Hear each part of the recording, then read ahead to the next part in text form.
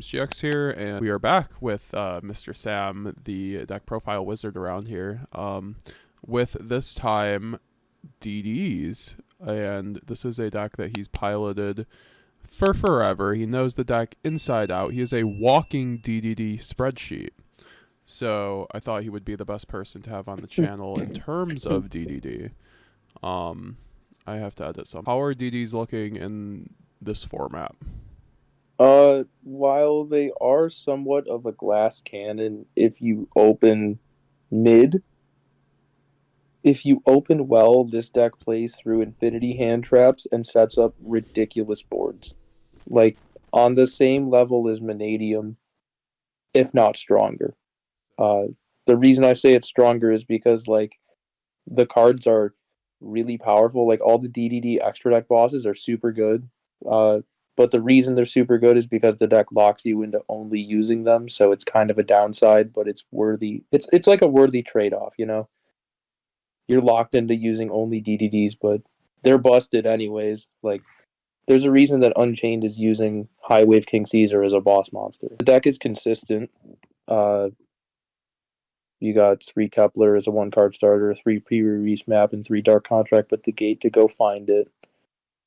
And, yeah, I mean, the deck is heavy on DDD monsters, but you have to be when you play this deck. You just need a high concentration of them in your hand. Not like overwhelmingly many, but for like Swirl Slime reasons, you want to see another one with it. The deck is kind of prone to drawing weird hands or like just hands that are pretty much unplayable. But I mean, that's any Yu-Gi-Oh deck if you really think about it. The ceiling of this deck is really insane, though. Like I said, it can play through like 4 or 5 disruptions. Okay. We'll get into the main deck then. We got 3 Ash. It's really standard, best hand trap. Yeah. We'll just get into No, I'm sorry. you can't. I mean, you could fit impermanence into this deck, but I like playing Droplet instead, just because you can sometimes benefit off of having cards in the graveyard. Like, it can just make sometimes unplayable hands playable. Oh, really? Wow. Yeah. And break a board while you're at it. That's Yep. crazy. Mm-hmm. So let's start with the DD cards. DD Lamia at 2. 1 Necro Slime and 3 Swirl Slime. How do you like these? The Swirl Slime is the best card ever. Like, it's so good.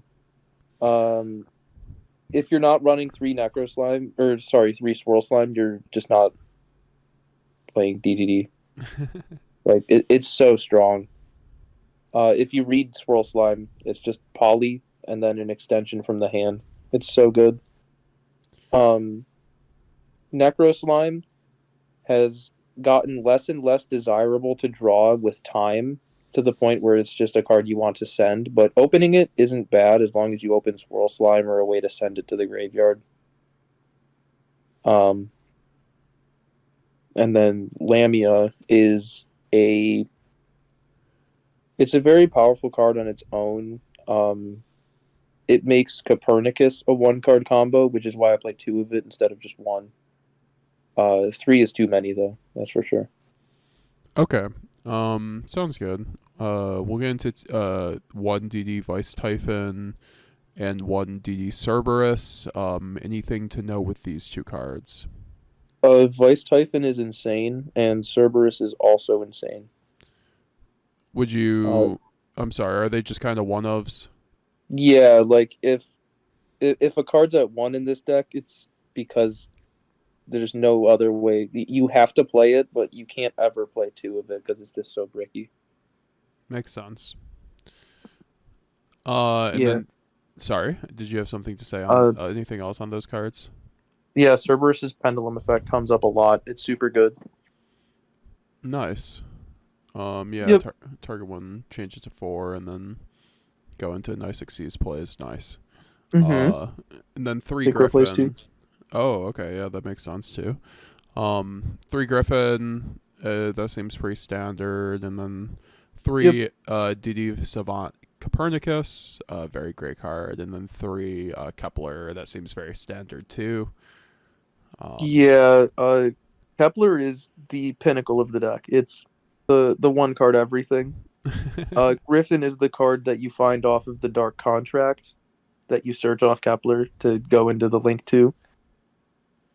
And Copernicus is just another one card combo. Nice. For when you don't open Kepler. And then we'll go with 1 DD to Savant Thomas, 1 DDD Oblivion King Abyss Ragnarok, 1 DD Vice King Requiem Shouts Unchained, and 1 Go DDD Divine Zero King Rage. So what are all these one of boss monsters doing in here? I mean, we know what Vice King Requiem does if you know anything about Unchained. Yeah, Vice King Requiem is there for when you open either of the scales that you want to place off of Gilgamesh's effect. Because Gilgamesh has to place 2 in your scale. You just put Vice King Requiem in there and then get it out of the pendulum zone so you can put the other scale so you can play properly. It's also just like a really nice extender, and it's the best material to put underneath Devicer. Just like Unchained does. I've done the one card play a lot. One card Devicer is insane. Sounds pretty good. Oblivion King Abyss Ragnarok and Zero King Rage are the cards you want to place off of Gilgamesh, the link to, every single time. Go being a scale 0 is insane. It allows you to pendulum summon your level 1s. Yeah. Oblivion King Abyss Ragnarok is the best pendulum scale in the deck by far. It's just a monster reborn when you special summon. It's just what you want. And Savant Thomas is the Kali Yuga button, and Kali Yuga button is always good. Okay. Yeah, it's like, oh shit, Kali Yuga, I need that. Oh, there's a Kali Yuga, I made it. Cool. Now Okay. I win.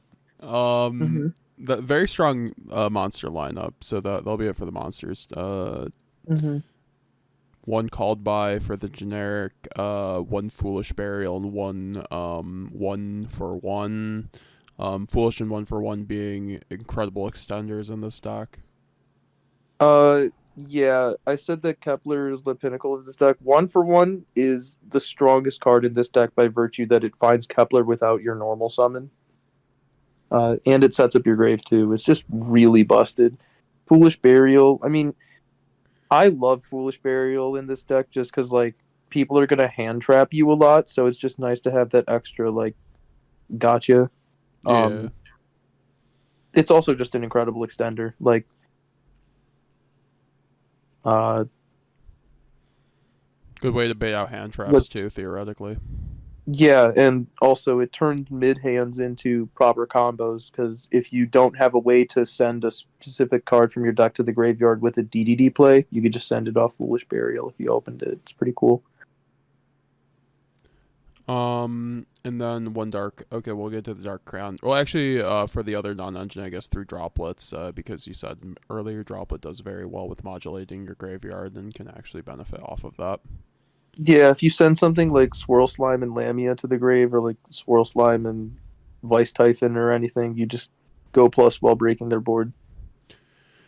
We'll get into the 5 dark contracts. 1 patent license, 1 with the gate, or 3 with the gate, and then 1 Swamp King. So Swamp King. There's a 6th dark contract below. It's one of the traps.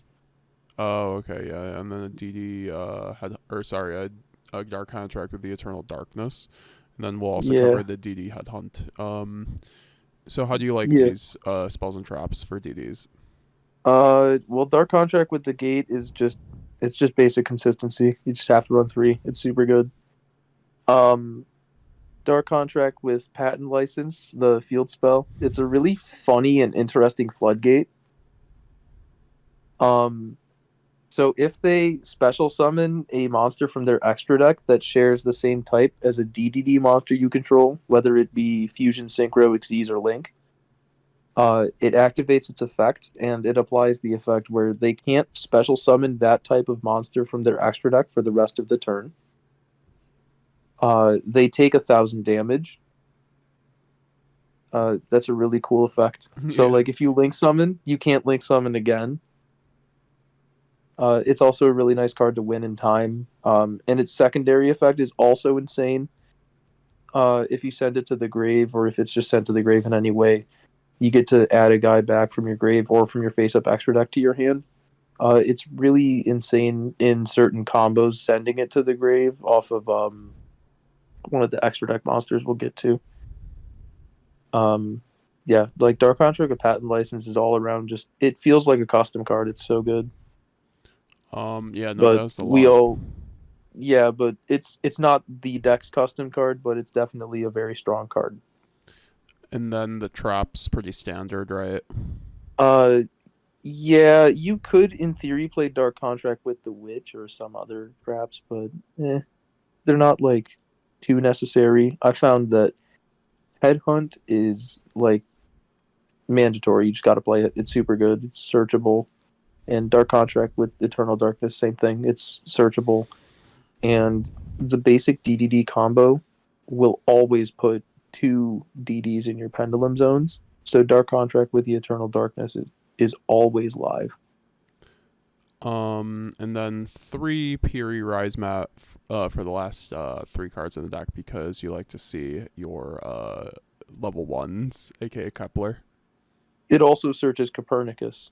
Oh, yeah, there you go. Yep. That's crazy. Yeah, map is insane. Yeah, you might lose in time to it, but you'll win a lot of your games by consistency, then you'll lose to time. So play map. It's broken. Yeah, you can always side them out, game 3. And Yeah, you could. then we'll get into the extra deck. 1 DD King, Fly, DDD Flame High King Genghis, 2 DDD Flame King Genghis, and then 1 DDD Oracle King Dark. For the Yep. fusions, that seems pretty standard. And then for the synchros, 2 DD, 1 DD Curse King Siegfried, and then 1 DD Gus King Alexander. Anything to Hey, see on anything of those? you found a boss monster. Siegfried's crazy. Hell yeah. Um, Yeah, this is part of your end board. he's super good against just any deck that does anything with a spell or trap card ever, and they want it to resolve. You just say no, and they're like, "Oh man, my spell or trap card. I needed that to resolve," and you're like, "I bet, champ." Epic. And then Yeah, it's great. Gus King really standard. Uh, Actually, a lot of people don't play Gust King. I Really. play it because it's not that I like force myself to, but I just know that it's gonna come up, so I play it. What do you play it for? What what is the situation? I'm just curious When for you people. have to do an old DDD combo to get the modern end board. Okay. Yeah. No, there are definitely hands where having regular Gust King saves you the game. Sounds good. Yeah. 1 DD duo King Caliuga, 1 DD Marksman King Tal, 1 DD High King Caesar, and then 1 DD Wave King Caesar. So the best DD XCs is, I mean, Marksman is that Oh, these stand. are not the best DDD exeses. The best one is on the far right, but we'll get to him eventually. Oh, I guess we'll drag him over, and then 2 Divisor King Deuce Machinex. So Ah, well, let's talk about the other ones first. So, Wave King Caesar, the rank 4, is mainly it's it's an interesting part of the combo because you're just linking it away to get its floating effect mm, and then using your bosses to bring it back. When you bring it back, you overlay into the rank 5 and okay. then link it away to get its floating effect. Their floating effects are insane. Yeah. The rank 4 searches Dark Contract and the rank 5 Foolish Burials anything. So, like, those are very strong effects to obtain for free.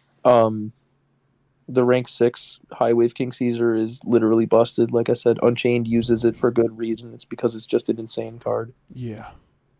Um, the Kali Yuga, the rank 8, like, there's a reason I played the Kali Yuga button. It's because Kali Yuga is just like you summon it and then your opponent just stops playing Yu-Gi-Oh. Not like in the unfun way. It just turns their board off. and they can't do anything for the rest of the turn. It's such a busted equalizer. It's fun for everybody involved. Yeah, it's super fun. Uh, uh, and then 3 Gilgamesh. So the Yeah, custom I wanted card. to talk about Gilgamesh before going into the Big Xyz Devicer. Okay. Gilgamesh is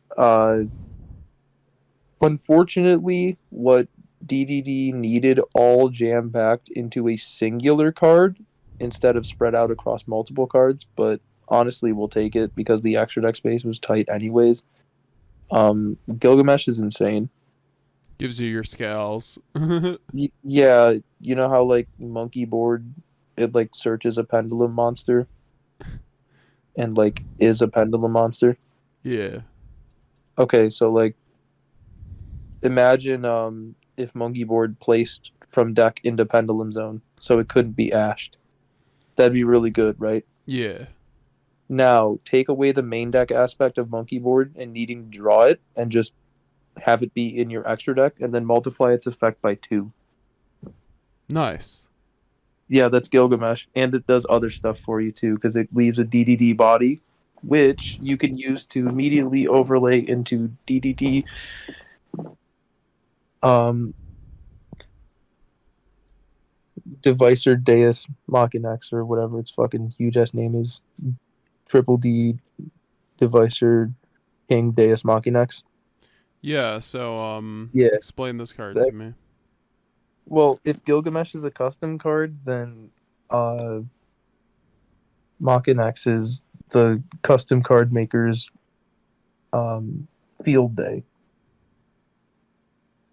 Because while Gilgamesh shows restraint in locking you into DDDs the entire time you use it, Machinex is just a broken card. Yeah, no, this card it reads as a custom card. Yeah, like there's a reason that Unchained uses it. It's because it's hella broken. Oh yeah, I forgot they get to In use this card. DDD, it's even better. Yep. You can make this card whenever you want, with whatever you want. You always end on it. Seems very Always. free.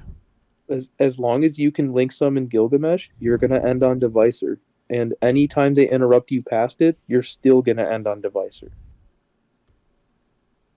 And if you have a one material Devicer with a Dark Contract setup, that's 2 monster disruptions. Nice. Yeah, the minimum for this deck is 2 monster disruptions. Pretty good. Yeah, no, that seems like a super solid extra deck. We'll just get into the side deck Yeah. quickly. 3 DD Crow, 3 Droll for the hand traps. I feel like that covers a lot of bases right there. Yeah, the thing with DDD is you can't really ever afford to side out engine cards. So you pretty much have to side out the ashes, the droplets, the called by 1-for-1 foolish burial, or the maps. You can't afford to cut anything else though. If you side out DDD names, you're looking to lose. So that's why I dedicated the sideboards to like blowout cards, or just cards that would be generally good. Because like Ash isn't very good against Unchained, is it? It is. It is? You ash the trap. Okay, but is Forbidden Droplet good against Unchained? No. Okay. So you'd probably just side out the Forbidden Droplets for the DD Crows against Unchained. Yes. And against Mana, Ash isn't particularly strong. I would keep in the ash and the Drolls. Just have them both, honestly, with no Nibiru. Having 6 hand traps, you would just like Okay. you would FTK them most of the time. All right. Well, then in that case, since you want to keep Droplets, Ash, and then just throw the Drolls in, you'd probably just side out Called by Foolish Burial and 1-for-1 and just call it a day. Yep. I mean, Like, the maps are always there too if you need to. yeah, the maps are there. You're right. Yeah, like it's not the easiest deck in the world to side out because you can't cut any engine cards whatsoever. But at the same time, you're generally fine. And then one Harpy Feather Duster, two Lightning Storm. Extremely great package right now. Like SP can't change its battle position, so you're always gonna hit it. Right. And you're not running Bestial, so. And then 3 D Barrier and 3 Evenly. D Barrier just being a great card right now, and Evenly Matched being an equally great card. Yeah, like the thing is, because like yeah, you could in theory play like Thrust in this deck if you want, but there's not really any good Thrust targets in the main deck. Like yeah, you have cards like 1-for-1 in Foolish Burial and stuff, but like a lot of the times if you're activating Thrust, you want to get something because you have nothing. And so like you can't use 1-for-1 if you don't have a monster, and like that comes up in DDD where like you just use your entire hand to combo off. And so like yeah, you could play Thrust in theory, and you could play like you know, a Thrust package to go along with it, but I just prefer to keep the side decking process simple and just side out, you know, certain cards for blowouts that I know will win me the game. Because like D Barrier is insane against Purrely. Yeah. And DDD has no way to draw cards outside of the one draw that you get from Pendulum Summoning. DD Griffin. Yeah. I'd say 30% of the time you don't even want to activate that effect. Either because the DDD that you have in your hand you need, or you can't even activate it. So, like, you just need to see the cards in your opening hand, which is why I run them all at 3. That totally makes sense. Yeah. Any last thoughts on DDDs for this format, and like suggestions for people who would like to run this deck moving forward? I'm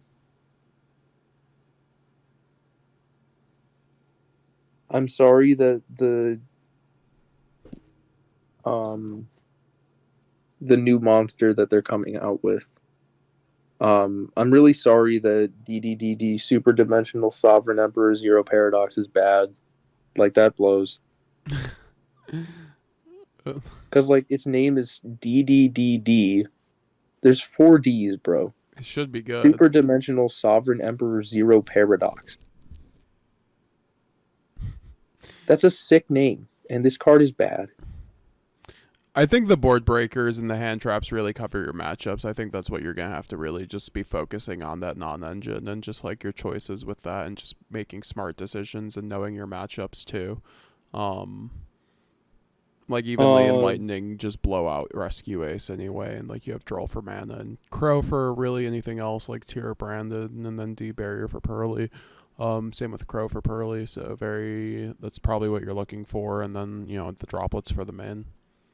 Yeah, no, like you kind of have to know how to apply these cards in certain matchups, but it is also rather intuitive. Like you said, you bring Purrely and you bring D Barrier in against Purrely. You bring this against that and this against that. You know, it's pretty simplistic. I tried to keep it that way because the side decking process has to be simplistic. I like your side patterns too, because you have like 6 to 9 slots to side out, and all your sides are basically 3-ofs, or like, so it adds to very clean siding. So I think that's what people should definitely glean off of that with siding, at least. Right. No, that's the thing. Whenever I make a deck, I'm looking to win. I'm not looking to win game 1. I'm looking to win games 2 and 3. I mean, yeah, like winning game 1 would be super sick and cool. And like, you know, I play to win, but I want to be able to win games 2 and 3 seamlessly, and that means I have to side out cards seamlessly. So build my decks according to that. Alrighty then. Thank you very much for joining the channel once again, Sam, and for the wonderful deck profile. Well, thanks for having me. Of course. We'll see you guys later. Have a good day. Please like and subscribe if you'd like to see more DD content, more awesome deck profiles like this. Leave some love for Sam in the comments, and have a good day. Peace, everybody.